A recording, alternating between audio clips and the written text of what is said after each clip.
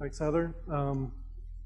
This is going to be a kind of an informal day. We have some formal presentations, but don't let those scare you. Well, the whole idea here is to really sort of set the stage with some background information, get you all on kind of thinking about the same topics, which according to the introductions you all already are. I wasn't quite sure what the mix of the audience would be. And we will try and generate some discussion, questions. We have a lot of experts in this room.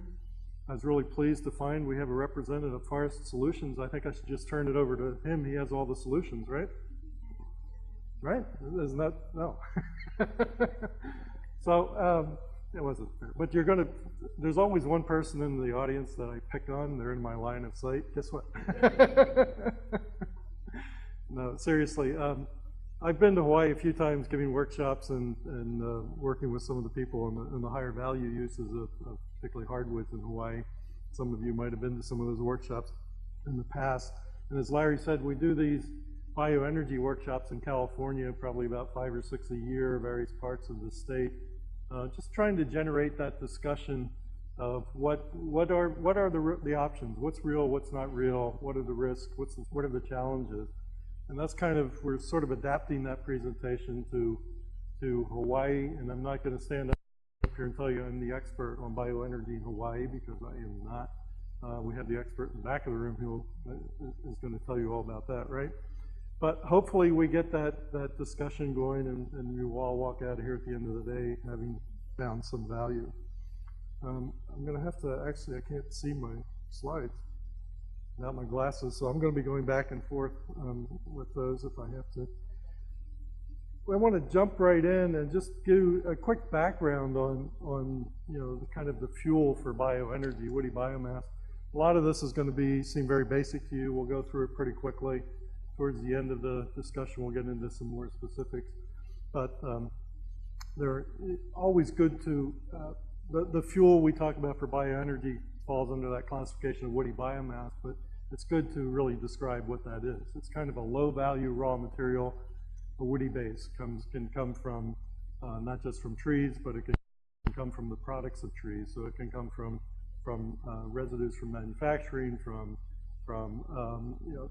diverting wood products from landfills, a whole variety of places that this biomass can come from. Not just in California, we have a lot of very dense stands that cause a huge fire risk. So that's an important component of the woody biomass feature. A lot of the construction debris that shows up, that urban wood waste stream, demolitions, that sort of thing, which would normally go to landfills, makes a good resource for energy. We all know that wood has an energy component that we can get out of it, so it makes sense to use that. We have something, chaparral and ag residues are big in California, big agricultural industry in California, particularly in the woody part of it. That comes out of the orchards. It's the world's biggest producer of almonds, for example. Orchards all have a limited lifespan for their peak production of about somewhere in the neighborhood, depending on the nut crop, from 15 to 30 years. They get ripped out and plant new plants, so that's a big comment. The whole point of going through this is that when we're talking about bioenergy, there's not just one feedstock. In fact, wood isn't the only feedstock. There are other agricultural plants that can be a feedstock for all these things we're talking about. And there are other ways to get energy, renewable energy, out of just converting wood. We have things like algae that we can convert into energy. A lot of grasses are being looked at as a pathway to transportation fuels by converting those into alcohols and other similar transportation fuels. Lots of pathways, and we're going to really focus just on the woody biomass part. But the important thing to take away from this is that this is all competition, and it affects the value of the feedstock. Where are you getting the feedstock from? And the example in California is that although we have a lot of woody biomass available in our forests, it's the most expensive feedstock for our bioenergy power plants. The best feedstock for them is the agricultural residues, because that's a cost to get rid of that stuff. The diversion from landfills is a cost to get rid of that stuff. So that's the low value fuel that power plants prefer to purchase. The high cost one is what we get out of the forest. particularly if it's tied to something like a fire reduction harvesting, where there's a lot of high cost associated with that. So you always have to think about the competitive nature of that, the increasing costs going up there from low value to the high cost in the feedstock for bioenergy. A lot of incentives for converting that woody biomass into energy. We've got, in California particularly, that's a big deal, reducing the fire hazard, and it's I think when you look at the bigger picture, it's that more efficient use of a renewable natural resource that's really important, and how the energy that we produce is environmentally, the effects it has on the environment and climate change. So that's something that we really want to focus on in our discussion as well. One of the more important incentives. Also, reducing that landfill disposal, decreasing the reliance on fossil fuels. That's a big deal. It's also a big deal with military, because fossil fuels that are dependent on oil that comes out of other countries is not is a risk for the military planning. So they like to focus on a possible renewable energy source like bioenergy. So it becomes important for that. And we'll talk a little bit more about improving the air quality, and never forget that it's a management tool for getting us to a better state in our forests, better management of the forest, particularly with things like diseases. When you get again in California, you have a different situation here in Hilo. I haven't seen rain like that since I was about 3 years old, growing up in Pennsylvania, and that we had last night. And if we had that rainstorm in California yesterday, San Joaquin Valley would be under about 2 feet of water. I mean, that was a lot of rain. We haven't had rain in California about 2 years. So this is a whole new world. But we have a lot of drought-stressed trees in California that are just ripe for disease and for insect attacks. So this gives a tool for better management of the forest by going through that disease and managing also invasive species, which is a bigger issue for you in California. We also have that issue here in Hawaii. We also have that issue in California. It gives you a tool to help manage your forest. So lots of reason that we can think about using woody biomass, and it's an important thing to do. We're going to talk towards the end of the day about some higher value uses of wood, and get out of the bioenergy part. That may not interest some of you, but it did interest some people in the audience. So we threw that into the talk towards the end of the day. So we'll go over some of that information later on. But the thing to remember is, because we have a low value, if it had a higher value, it would be used that way. We'd have a market for it already. The wood we're looking at is a feedstock for bioenergy. It really has a low value. And it's a low quality raw material. It takes a lot of effort to get it, to process it into something of a higher value product. So we're going to look at some of that information as we go through this. I always like to throw this up just because I like talking about wood and about trees. But if we're talking about trees, we want to get good products out of it. They pretty much have to be older trees that have grown for a while, so that all of the center core of the tree, where we get a lot of knots and things like juvenile wood and compression wood and young trees, all of that goes away after about 10 or 15 years, and you start laying down some really good, solid, clear wood that doesn't have those defects. And that's where our high quality lumber comes out of. When you're working with young trees, you're pretty much in that juvenile core zone, and it's a difficult material to work with because it warps a lot when you dry it. It's not as strong as the wood that's laid on later on in life. So we really do like to focus on bigger trees, which are sometimes limited in the ability to harvest those bigger trees, particularly in California, because of concerns about getting rid of all of our big trees. So there's a lot of issues with small trees, but that's what makes a good fuel for bioenergy, because it doesn't matter if it's not as strong, if it has knots in it, if we're going to convert it into a chip that goes into a power plant. So that's why that low value part is important.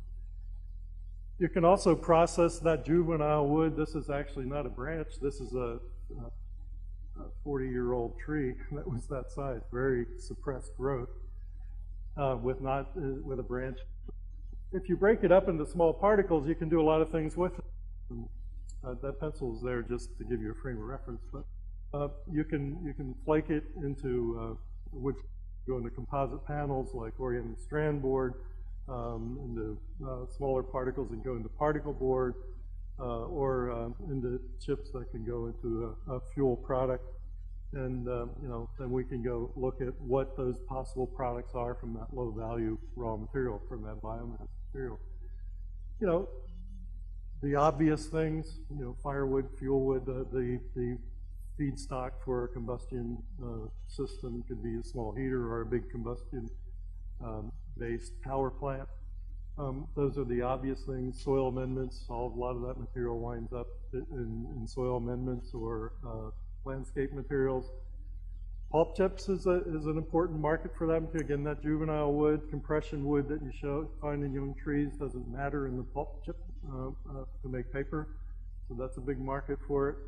And we have then the ability to take that material and convert it into other higher energy forms like liquid fuels, alcohol, and we'll talk about producer gas and syngas that come from gasification processes we'll talk about later.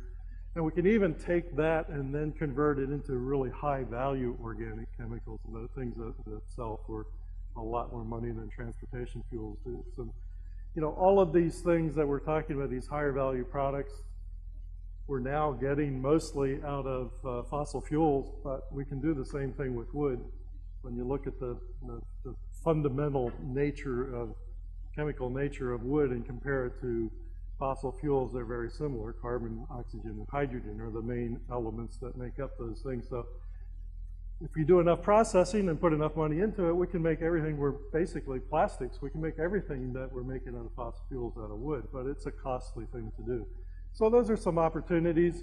Whether we get there or not in some of these higher value things really depends on the economic analysis of it. The technology is being researched, and we're making a lot of developments are being made in those areas. Unlikely that lower value material is really going to work it's definitely not going to work in solid wood products because of that juvenile wood, compression wood is just too difficult to work with. Unlikely that it's going to go feedstock into composite panels and fiberplastic composites simply because of the extra cost to work with it, and there are better materials to use for that. So we're going to focus on energy. I have about 300 slides I'm trying to cram into a half an hour, so I'll start talking fast. No, I'm just kidding. Got a look of fear on your face when I said that. Oh no, oh my God, what did I get myself into? So it's no secret to this audience that wood is a source of energy. There's about 8,000 BTUs in a bone-dry pound of wood. Compare that to other energy feedstocks. You can see that coal has a lot more energy in it. Fuel oil, condensed form of energy, up to 20,000 BTUs per pound. BTU, those who don't know, simply is the amount of energy needed to raise the temperature of a pound of water 1 degree Fahrenheit. So if you're going from 72 degrees up to 212 degrees Fahrenheit, it would take 1,166 BTUs to raise a gallon of water in that temperature. So that's just a frame of reference. You can forget about that because it won't mean that much, but it's sort of the base of comparison. BTUs is what I'm going to try to make our common denominator, comparing different things as we go through this. And another point I wanted to make is this thing of energy density. Coal is a pretty dense form of energy. You get more BTUs per pound in coal than you do out of wood.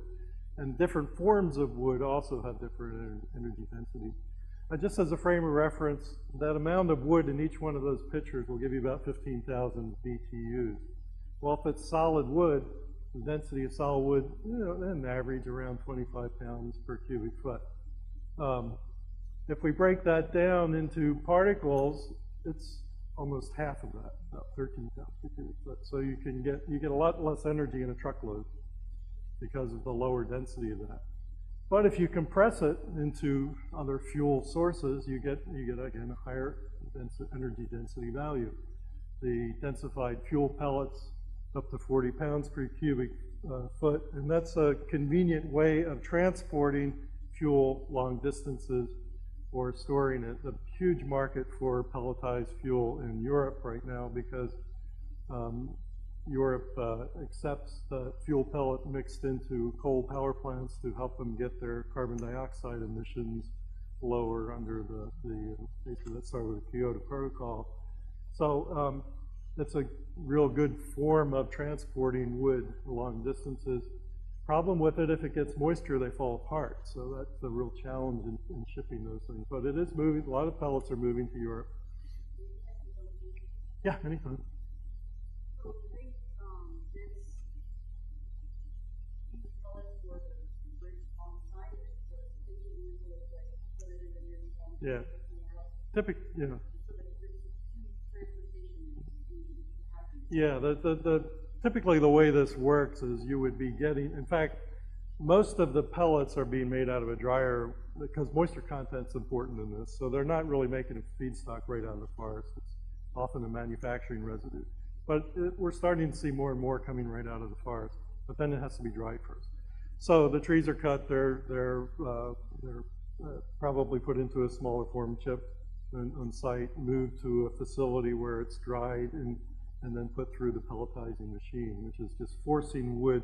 No binder there. It's just forcing the wood through very small openings, just like making rabbit food, really. It's the same kind of yeah, there's transportation costs in every one of those steps, and that all factors into this. And we'll show some comparisons. So it's definitely a higher value, a higher cost to produce that fuel. But there's no binders in that compressed wood. It's really just the lignin, which is a component of plants that is plasticizing under the temperature, the friction temperature that's being generated, and it's enough to hold them together. Same in bricks, a little higher energy density. And there's this thing called torrefied pellets we'll talk about later, which is a kind of comes out of another process, pyrolysis process, that actually makes a pellet that is now more durable to moisture, that goes through some thermal degradation, and it's a higher value pellet. We're starting to see some of that being produced. So those are markets for some of this biomass energy. The feedstock. Yes. Mm-hmm. Sure.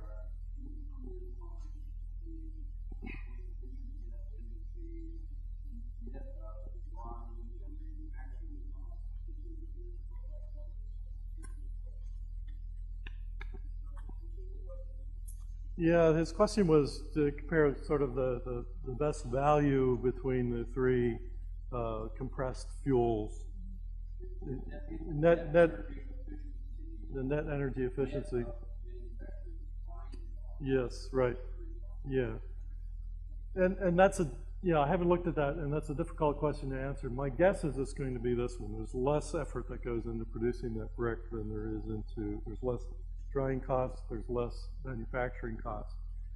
So I think you're going to get, and you have a higher density value actually in those bricks. The torrefied pellet, its big advantage is not in the net energy gain, but in the durability of it, which can be, you can lose a lot of this material in transportation. Yes. Yeah, that's a bit of a problem, and that's part of what we're going to be talking about through the day is the markets for these things. We have these technologies and these ideas. These are really used more in residential use, and you're not used that much. But you can find some more larger scale size equipment that's being developed for chunk wood or for bricks like this.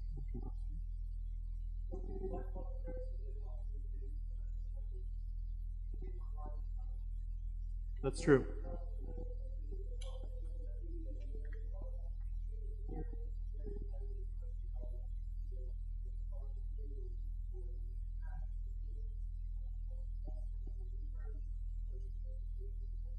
For the premium pellets that go into residential use, the commercial pellets, they can have a higher bark content because it really is an ash thing that they're worried about.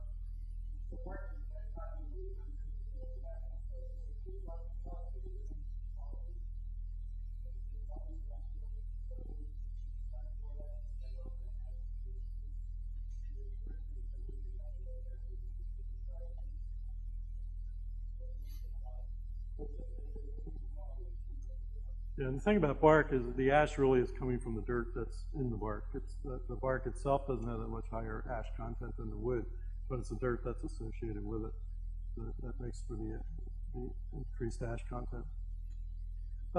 And all of these things that we're looking at, and it goes to your question, there's an input of energy and dollars into every step along the way. You all know that. Anything you're looking at, taking a raw material to get it out of, to get a product out of it. Each step along the way, we have to add energy, we have to have costs. So one of the things we look at is the life cycle analysis is, are we getting more energy out than we're putting in?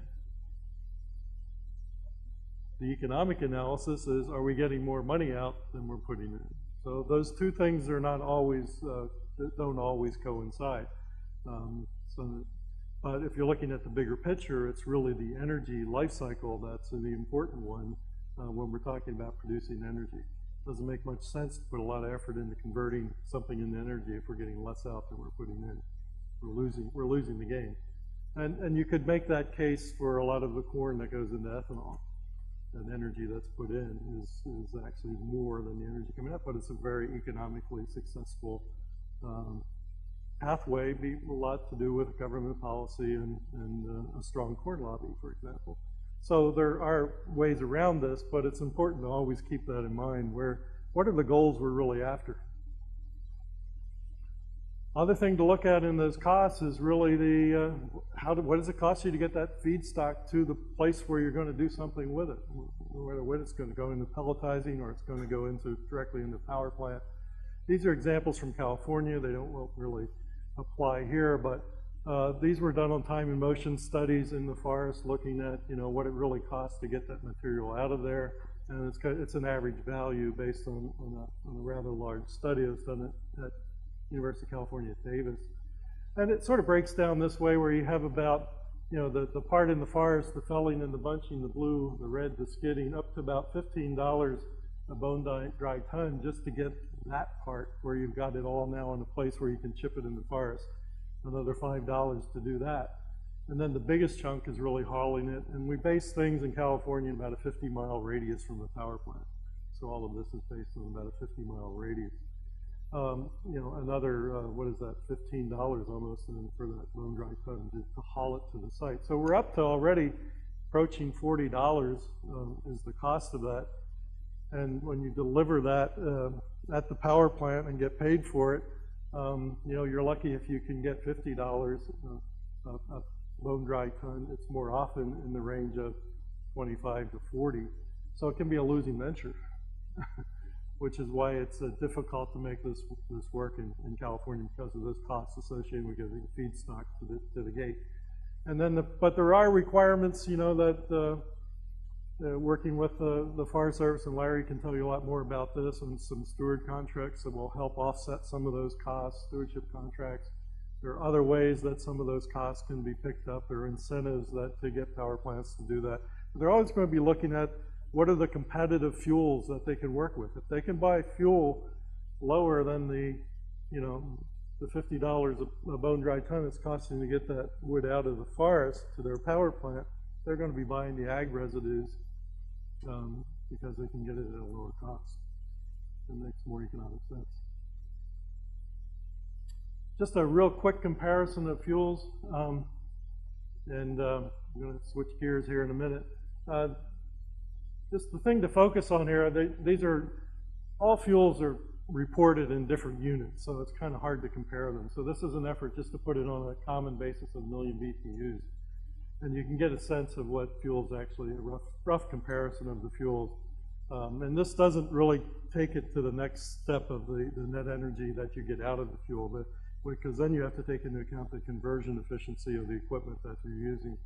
So that's just comparing the value of the fuels. And you can see that when we get up to things like something like propane, that's a very high cost fuel, which anybody who uses propane in a rural setting knows that. Natural gas in California is one of our better fuel sources that we use. But wood can be is a low cost fuel, but the problem we run into is with that conversion efficiency, because we're talking about efficiency in converting that wood into energy of about 30%. much lower than we would get out of natural gas conversion.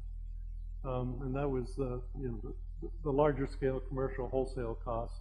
Same thing for residential costs on the right column. So that gives you kind of a sense of what we're talking about with wood. So we have a lot of wood. We know we can convert it into energy, but it's really not that simple.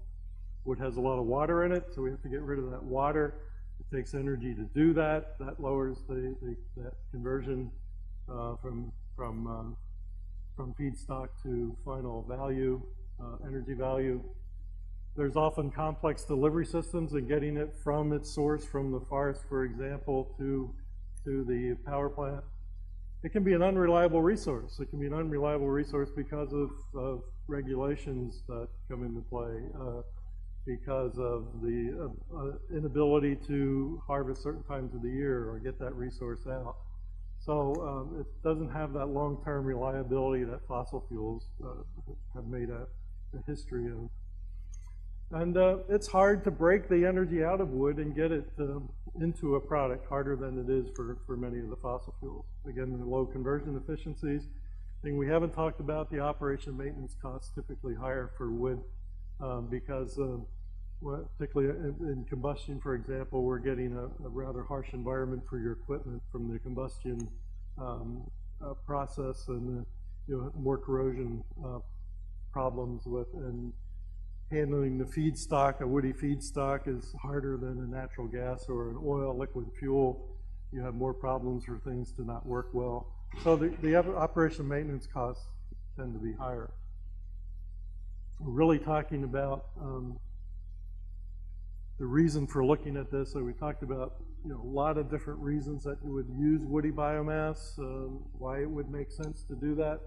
The big picture really is this one: the energy demand continues to go up. Projections from the Energy Information Administration, U.S. government, the energy outlook continues to increase in the U.S. and worldwide. Need to keep getting that energy along with the energy we're producing. We also have climate change issues that people are beginning to pay more and more attention to. So can woody biomass help answer that question? If we look at what's happening just based on the carbon cycle, it's again a crude picture, but let's just walk through it. This is kind of the human activities, transportation, industrial, all the things we use energy for in the world that people use. This is the per capita piece of it. Putting about 6.3 billion tons of carbon into the atmosphere a year. Our forests, we think of forests as, they take up carbon dioxide out of the air and they convert it into wood through photosynthesis. Is a really neat thing. But trees also die. There are organisms in the soils. All of that is a natural degradation that's also producing carbon dioxide. It's producing emissions as those things deteriorate in the forest. And if you look at that part of it, it's absorbing about 120 billion tons of carbon and emitting about 119. So, kind of on balance. But it's taking in more than it's putting out. So that's a good thing. You look at the oceans, same thing is happening. Oceans are a great source for taking in carbon dioxide, but they're also giving off carbon as well into the atmosphere from things that are degrading in the ocean. So when you look at that whole balance, what it means is that we continue to put about 3 billion tons of carbon into the atmosphere every year, and because it's really out of balance. And that's this whole thing that's driving the climate change argument about being able to control our carbon dioxide emissions so that we can get a handle of that for the future. So that's really kind of the big picture, just to put things in perspective. Wood can play a part in that, and the part of the issue there is really about the carbon that's coming from plant materials, from wood. The wood that we're using, let me go back to that slide. The wood that we're using to make energy, if it comes out of the forest, think about it. That wood that, if we didn't take it out of there to make the energy out of it, what would be happening to those trees? They eventually die, decay. That carbon would be released into the atmosphere anyway. So if we pull it out and take it to a power plant, convert it into energy, we haven't really increased the amount of carbon going into the atmosphere, but we're getting some energy out of it before it gets there. Not entirely a clean picture, because there is some carbon that's locked up in the soil during the degradation process. So it's not, they're not actually equal numbers. But that's the whole argument about using a plant material to get energy out of it, is that, you know, we're not really taking the carbon that's been locked up in the soil for, you know, a long time and releasing that in the atmosphere, the fossil fuels, for example. So we actually have this cycle of carbon being absorbed by the trees, goes into power to an energy process, releases the carbon, and the cycle is completed by the trees reabsorbing that. Well, where this argument gets into trouble is the length of time that all this happens. I mean, we're just keep adding carbon dioxide to the atmosphere, and the goal really is to reduce those levels of carbon dioxide going into the atmosphere. So you will get a lot of resistance to that argument from a good portion of the environmental organizations on that side of the argument, looking at the time scales that it takes for that carbon cycle to be completed. So it's not a neat story, but it is you know, one of those basic facts that those trees will continue. They'll absorb the carbon whether it came from a fossil fuel or whether it came from wood burning in a power plant. Trees don't care where that carbon dioxide is coming from to make the pathway through photosynthesis to make wood. So it's a very complicated argument, and it's really not going to come down to the science understanding of it. Probably it's going to come down to the politics and the policy end of the argument as to what is actually going to happen in the short term. In the long term, science wins out always, right? So there are those barriers to increasing biomass utilization. We already talked about those. The one I didn't mention was the grid interconnect. We can get the energy, produce the energy in, say, if we're in a power plant, but then we have to get it to the grid. And there can be barriers to that. In California, we've seen examples of, you know, $1 million being spent on trying to get this grid interconnect from a small power plant using biomass into the grid. It's an exaggerated example, but it can happen. So a lot of that has to be worked through the utilities, through the public agencies that deal with the grid system of electricity distribution. But it can be a real barrier. And the other important thing that which should come up later in our discussions is this piece. You can have the best idea in the world.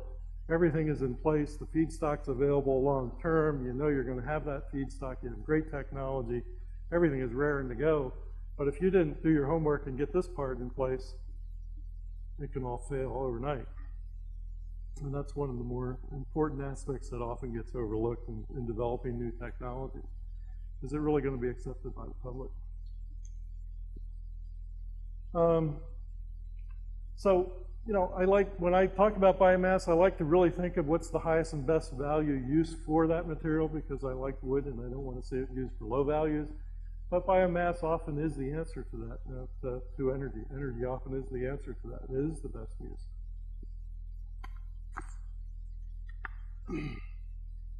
And then you have to look at the scale issue. Is that it can be, you know, there are